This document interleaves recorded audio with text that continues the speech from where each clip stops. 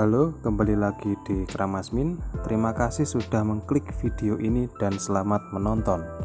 Oke, langsung saja episode 8. Cerita dibuka pada pagi hari di kuil Daitenku. Lord Takeru sedang bermimpi bertemu ayahnya. Lord Takeru mengatakan kepada ayahnya bahwa dia tidak akan ragu lagi dan berusaha lebih keras lagi untuk mengumpulkan 15 ekon. Lalu Lord Takeru pun terbangun. Adegan berpindah di halaman kuil Daitenku. Lord Takeru langsung berlatih keras agar dirinya menjadi lebih kuat dan tidak kalah lagi dengan Spectre. Di tengah latihan, beliau teringat pada masa kecilnya. Lord Takeru sering berlatih dengan kakaknya, Makoto Nichan. Kakaknya sudah 10 tahun menghilang entah kemana. Ternyata Lord Takeru mempunyai kakak dan adik yang bernama Makoto Nichan dan Kanon-chan. Setelah latihan, Lord Takeru kembali ke basement. Lord Takeru kaget melihat dua benda yang ada di meja. Ia tahu bahwa benda ini pemberian sang kakek petapa. Dan ada selembar poster bertuliskan, "Selanjutnya, penembak tercepat dari barat." Lord Takeru langsung menebak itu adalah sang penembak legendaris dari Amerika, ya, Billy the Kid. Lalu Akari menempel poster tersebut pada majalah dinding.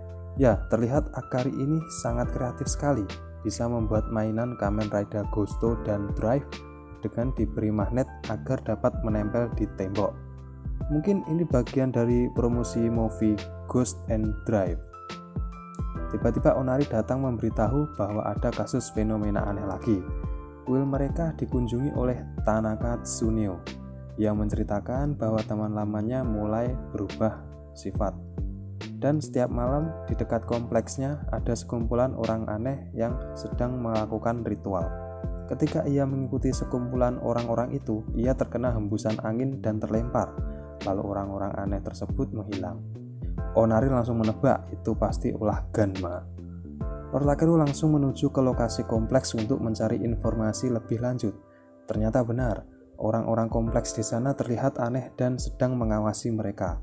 Ya, mereka pun terkena hembusan dan terlempar, persis yang diceritakan tadi. Ternyata itu adalah ulah Ganma. Ganma ini berbentuk seperti ratu lebah. Pertarungan pun tidak dapat dihindarkan. Lord Takeru melawan Ganma tersebut. Di tengah pertarungan, ya seperti biasa, Spectre datang lagi menyerang Lord Takeru. Lalu Ganma tersebut berhasil melarikan diri. Pertarungan antara Lord Takeru dan Spectre terlihat sangat sengit. Lord Takeru sepertinya sudah tidak galau lagi dan berkata, "Kuakui kau memang kuat. Tapi selama aku percaya aku bisa menang, maka aku tak akan kalah. Orewa Shinjiru." Kekuatan mereka terlihat sudah seimbang, sasuka Lord Takeru. Beliau sekarang sudah bisa menandingi kekuatan Spectre. Pertarungan pun berakhir seimbang, lalu Spectre pun pergi. Penyelidikan berlanjut. Ternyata orang-orang di kompleks tadi semuanya menghilang. Tidak tinggal diam, Lord Takeru bergegas mencari keberadaan orang-orang tersebut. Adegan lalu berganti di pinggir laut. Terlihat Spectre masih kepikiran, kenapa Lord Takeru menjadi lebih kuat. Lalu Spectre didatangi pria misterius penyebab terjadinya fenomena aneh. Pria itu bercerita, ternyata dulunya ia adalah partner ayah dari Lord Takeru. 10 tahun yang lalu, ia dan ayah Lord Takeru melakukan penelitian untuk membuka portal ke dunia Ganma. Tapi terjadi kecelakaan. Makoto Nichan dan Kanon-chan terhisap masuk ke dalam portal tersebut. Nah, di sini sudah jelas penyebab kakak Lord Takeru, yaitu Makoto Nichan, menghilang selama 10 tahun, yaitu terhisap ke dunia Ganma. Dan ternyata Makoto Nichan itu sendiri adalah sang Spectre. Jadi, selama ini Lord Takeru masih belum menyadari bahwa Spectre adalah kakaknya sendiri, Makoto Nichan. Dan Ekon yang selama ini diajak ngobrol sama Spectre adalah Kanon-chan. Wah, di episode ini banyak misteri terungkap ternyata. Adegan kembali ke Lord Takeru yang sedang mengikuti orang-orang kompleks tersebut. Ia berusaha menghentikannya, ternyata orang-orang tersebut telah digigit lebah Ganma. Lalu Lord Takeru membebaskan mereka dari pengaruh gigitan lebah Ganma. Ratu lebah Ganma tersebut langsung muncul, pertarungan pun tidak bisa dihindarkan. Adegan berpindah lagi ke tempat Onari dan Akari. Onari dan Akari sedang melakukan penyelidikan di tempat lain. Mereka sedang mengikuti pria misterius itu. Pria misterius itu terlihat sudah memegang Eikon. Dengan gagah berani Onari menggerebek pria itu. "Permisi." Lalu tiba-tiba tersandung kursi dan terjatuh.